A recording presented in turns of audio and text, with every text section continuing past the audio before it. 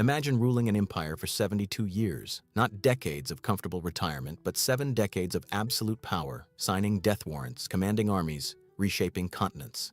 One Ottoman Sultan did exactly that, and he wasn't even the most fascinating of the 36 rulers who transformed a small Turkish principality into an empire that terrified Europe for 6 centuries. What kind of men could hold such power? What did it cost them? And why did their empire, which seemed unstoppable, eventually crumble into dust? The story begins not with pomp and grandeur, but with a desperate gamble. Osman IV, the founder, ruled a territory smaller than Rhode Island in 1299. Byzantine chronicles barely mention him, yet this obscure warrior chieftain established a dynasty that would outlast the Roman Empire itself. Osman dreamed of a tree growing from his navel, its branches covering the world, and he believed this vision was prophecy. His son Orhan would prove him right, capturing Bursa in 1326 and making it the first true Ottoman capital. Orhan did something revolutionary. He created the Janissary Corps by recruiting Christian boys, converting them to Islam, and forging them into the most feared military force in medieval warfare. But here's where the story takes a dark turn that would haunt the dynasty for centuries. Murad I, Orhan's son, established a tradition that seems unthinkable today. Upon ascending the throne in 1362, he ordered the execution of his own brothers.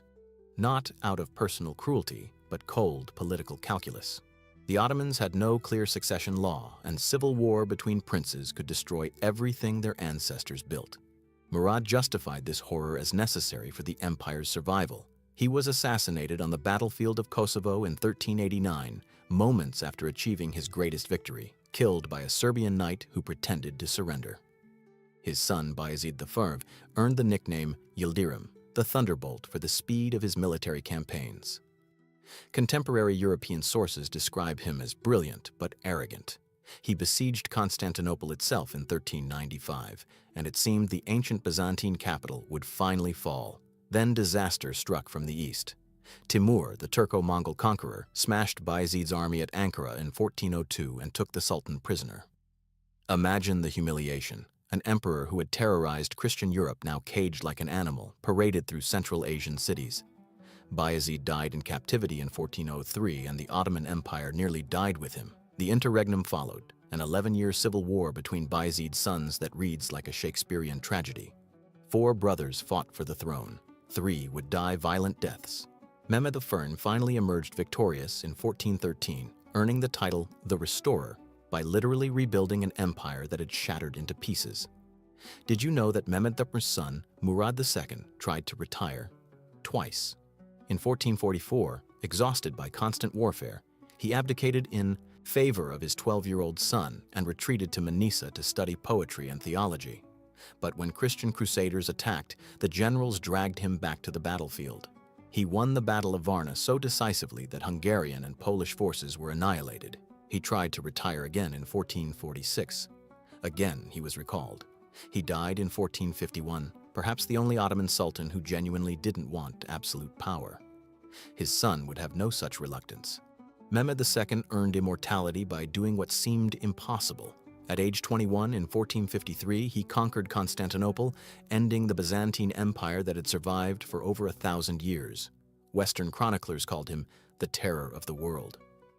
But here's what makes Mehmed fascinating. He was a Renaissance prince trapped in a conqueror's body. He spoke 7 languages, debated philosophy with Italian scholars, commissioned his portrait from Venetian painters, and wrote poetry under the pen name Avni. He also murdered his infant brother in a bathtub to secure his throne, following the law his great-grandfather Murad III had established. The pattern was set. Bayezid II, who ruled from 1481 to 1512, was cultured and pious, but fought a bitter civil war against his own brother Cem, who fled to Christian Europe and became a pawn in papal politics. Bayezid paid enormous bribes to keep European powers from using Cem as a rival claimant. When Cem died, possibly poisoned, Bayezid allegedly wept with relief. He was eventually deposed by his own son Selim in 1512, dying suspiciously shortly after, with persistent rumors of poison. Selim Fariz, called the Grim, lived up to his name. In 8 years, he doubled the empire's size, conquering Syria, Egypt, and the holy cities of Mecca and Medina. Ottoman chroniclers record that he executed 7 grand viziers during his reign. 7. His own officials served knowing any mistake might be their last. He planned to invade Rhodes and Italy but died in 1520 of an infected boil, a mundane death for a terrifying man. Then came the giant. Suleiman Thabri, known in Europe as the Magnificent and in Ottoman records as the Lawgiver, ruled for 46 years, from 1520 to 1566. This is when the empire reached its zenith. His armies besieged Vienna in 1529, threatening the heart of Christian Europe. His fleets dominated the Mediterranean. His legal reforms shaped Ottoman society for centuries.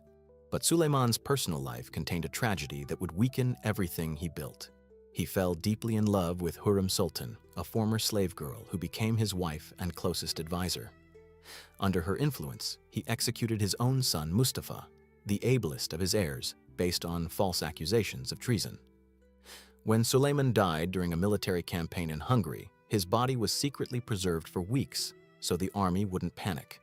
The greatest Ottoman Sultan spent his final journey home decomposing in a sealed carriage. Pause here and consider. We're only halfway through Ottoman history, and already the pattern is clear. Fratricide, betrayal, military genius combined with domestic tragedy. The throne demanded everything from those who sat on it. Selim II, Suleiman's surviving son, was called the drunkard by European diplomats and the blonde by Ottoman historians trying to be polite. He lost Cyprus to Venice but regained it, then lost a massive naval battle at Lepanto in 1571 that shattered Ottoman naval supremacy. He died in 1574 after slipping in a bathhouse, drunk, cracking his skull open. An empire built by warriors and visionaries was now ruled by a man who died falling in a bathroom. Murad III succeeded him and fathered over 100 children with his concubines. When he died in 1595, his son Mehmed III had 19 of his own brothers strangled with silk cords upon taking the throne. 19. The youngest was just 11 years old. This massacre shocked even Ottoman officials hardened to royal violence. Mehmed III's mother reportedly fainted when she learned what her son had done to her other children. The 17th century brought the empire's first major crisis. Ahmed I, who ruled from 1603 to 1617, broke the fratricide tradition by sparing his mentally ill brother Mustafa. This act of mercy would prove catastrophic. Mustafa Thaler was deposed and restored twice, ruling incompetently for a total of 14 months between 1617 and 1623. Contemporary accounts describe him as childlike, playing with toys during state meetings. The empire stabilized temporarily under Murad IV, one of the most brutal sultans in Ottoman history. He personally led armies that recaptured Baghdad from Persia. He also executed anyone he caught drinking alcohol, smoking tobacco, or even drinking coffee, sometimes walking the streets of Istanbul at night in disguise, beheading violators himself. He executed his Grand Vizier for winning a wrestling match against him. He died in 1640 at age 27, possibly from alcohol poisoning. Yes, the man who executed thousands for drinking died from drinking. Here's where the story becomes almost surreal. The 17th and 18th centuries saw sultans who barely ruled at all. Ibrahim I, called the Mad, spent his 9-year reign from 1640 to 1648 obsessed with sexual excess and hoarding treasure. He supposedly had all 280 women in his harem drowned in weighted sacks when he suspected infidelity. He was strangled by his own guards in 1648, replaced by his 6-year-old son Mehmed IV. Did you know the Ottoman Empire was often ruled not by sultans but by their mothers and grandmothers?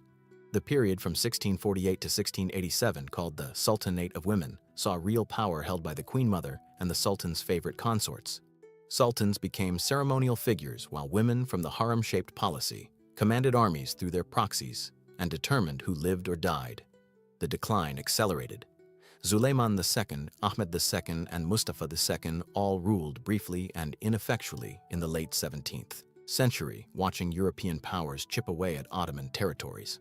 Ahmed III, who ruled from 1703 to 1730, presided over the Tulip era, a period of cultural renaissance and diplomatic engagement with Europe. His subjects rewarded him by overthrowing him after a massive revolt. Mahmud I, Osman III, and Mustafa III maintained the empire through the mid-18th century through careful diplomacy and military reforms. But the tide had turned permanently. Abdulhamid Thamimir, who ruled from 1774 to 1789, lost Crimea to Russia, the first major territorial loss since the empire's founding. Selim III tried desperately to modernize the military along European lines. His own Janissaries, the elite troops created 5 centuries earlier, revolted and murdered him in 1808. The guardians of the empire had become its cancer. Mahmud II finally solved the Janissary problem in 1826 by surrounding their barracks with artillery and massacring them wholesale. Thousands died. He then spent his reign fighting losing wars against Russia, Greece, and Egypt. The 19th century brought decline disguised as reform. Abdülmecid I, Abdulaziz, and Murad V all attempted Western-style reforms. Abdulaziz was deposed and found dead with his wrists slashed, officially a suicide but widely believed to be murder. Murad V went insane after 93 days on the throne. This brings us to Abdul Hamid II, the second longest reigning sultan at 33 years, from 1876 to 1909. European newspapers called him the Red Sultan for the Armenian massacres that occurred under his rule.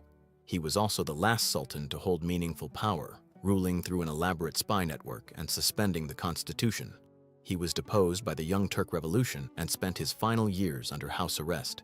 The final sultans were ghosts. Mehmed V and Mehmed VI ruled during World War I and its aftermath, watching the empire disintegrate. Mehmed VI fled Istanbul on a British warship in 1922, sneaking out of his own palace at night like a thief. Abdülmecid II served as caliph without political power for 2 years, until Ataturk abolished the position in 1924, ending the Ottoman dynasty forever, from Osman's dream of a world-covering tree to Abdülmecid II boarding a train to exile, 623 years, 36 sultans, some brilliant, some mad, some barely remembered. They commanded armies, reshaped 3 continents, and held absolute power that would make modern dictators weep with envy. So here's the question for you. Does absolute power inevitably corrupt absolutely? Or did the Ottoman system, with its fratricide and harem politics, create monsters from men who might have been great in different circumstances? Drop your thoughts in the comments and let me know which sultan's story shocked you most.